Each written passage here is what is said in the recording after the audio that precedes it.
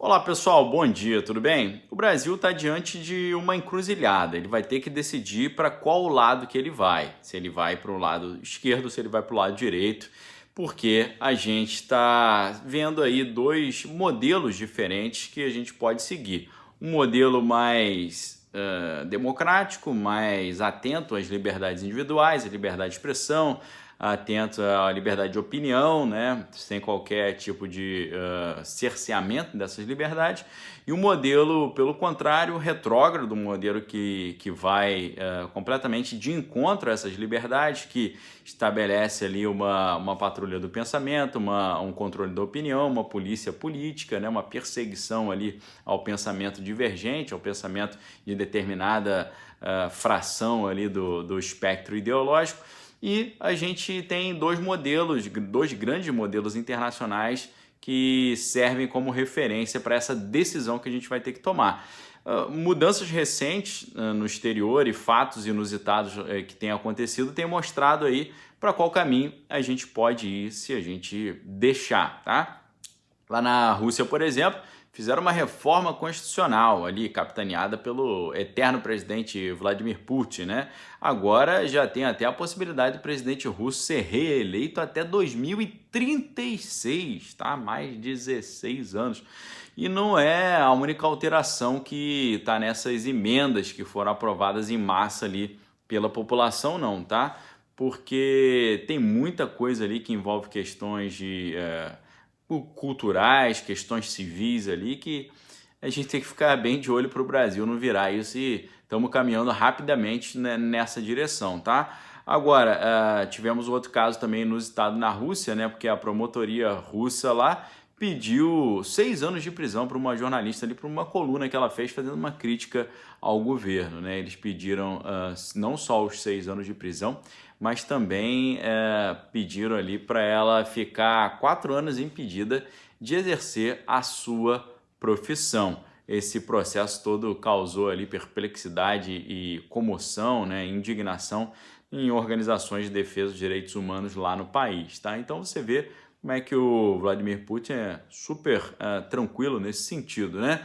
Agora, seguindo esse modelo aí de cerceamento das liberdades, lá em Cuba, por exemplo, recentemente houve a proibição, né, de protestos que estavam ali reclamando de um homem que havia sido assassinado, né?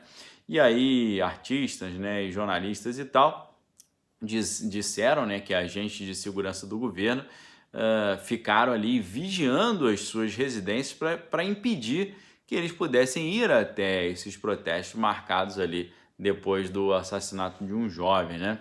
E pelo menos, segundo foi relatado, né, 40 ativistas também foram detidos pela polícia, de acordo com o grupo de direitos de exilados chamado Cubalex, e alguns deles ali sendo liberados posteriormente, tá? Então, pessoal, essas coisas inusitadas que a gente via acontecendo lá fora, né, achava que a gente estava distante disso, né, uma vez que o Brasil está uma democracia consolidada. Hoje a gente já fica preocupado, né, olhando esse cenário todo internacional e vendo qual modelo o Brasil quer seguir, né, uma vez que a gente tem linhas divergentes dentro do território nacional. Se por um lado a gente tem essa referência aí desse cerceamento às liberdades, como exemplos aí de ocorridos em Cuba e lá na Rússia também, por outro lado a gente tem o exemplo americano, né, que desde a sua Constituição tem valorizado, né, a questão das liberdades individuais, reconhecidamente ali na sua história sendo classificado como a terra dos livres, né, o lar dos corajosos, né? E a gente tem que decidir, né? Tá um conflito de referências, uma vez que o governo federal está mais alinhado a essa visão americana e algumas instâncias estaduais e municipais estão mais alinhados a essa visão mais oriental lá dos dragão vermelho, entre outros países que não são muito famosos por celebrar as liberdades individuais, né? Parece que realmente é um cenário de mudança de mudança de mentalidade, né? Mentes e corações, muita propaganda sendo emitida, né? E sempre a gente atento aqui porque muitas desses cerceamentos das liberdades são feitos em nome da própria liberdade. E isso não é novidade, uma vez que na Revolução da França de 1789, em nome da liberdade, igualdade e fraternidade, eles fizeram atos assim completamente reprováveis, né, e violentos, né? Então, não é a primeira vez que a palavra sendo usada de forma pervertida fala uma coisa e aplica exatamente o seu contrário. A gente pode lembrar na Alemanha da década de 30 e 40, né, as pessoas presas ali nos campos de trabalho forçado, ouviam, né, dos seus algozes de que não trabalhar é bom, que o trabalho liberta e tal.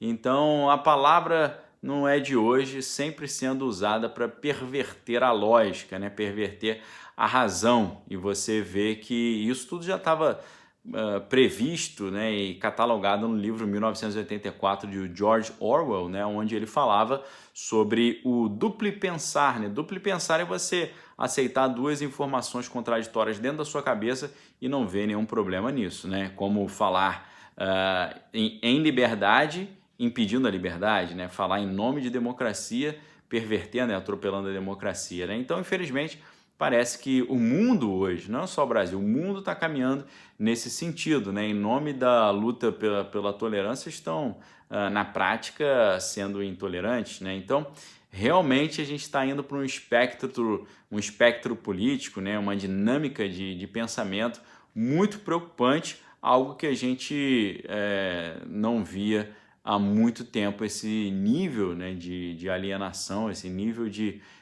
contradição e contrassenso nesses comportamentos aí que nós temos visto, né?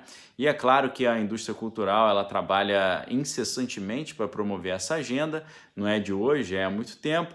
A educação também, fazendo as pessoas ficarem presas ali dentro de uma câmara de eco só de um discurso esquerdista, né, que sempre tem falado em libertar as minorias e libertar o oprimido ali da sua opressão pelo controlador imperialista do capital internacional, mas ao mesmo tempo, né, são financiados por grandes bilionários metacapitalistas e substituem uma opressão capitalista por outra socialista, né? Então, não muda 6 por meia dúzia dentro do discurso deles que não se sustenta nem um pouco. O Brasil, então, está chegando a um momento em que essa decisão vai ter que ser tomada de forma mais clara, né? Porque a gente tem aí projetos diferentes, né? Projetos aí como os que estão tramitando lá no Congresso Nacional, tentando regulamentar as mídias sociais, provocando aí grandes debates e grande reclamação até por parte das empresas que oferecem esse tipo de serviço. E esses dias eu estava vendo até uma entrevista curiosa com o fundador, o CEO dessa nova rede social, a Parler, né, em inglês, né? E essa rede que tem sido reputada aí como a rede dos conservadores e tal, se tornou rede dos conservadores porque nas outras mídias tradicionais os conservadores estavam tendo a sua opinião cerceada, né, e taxada.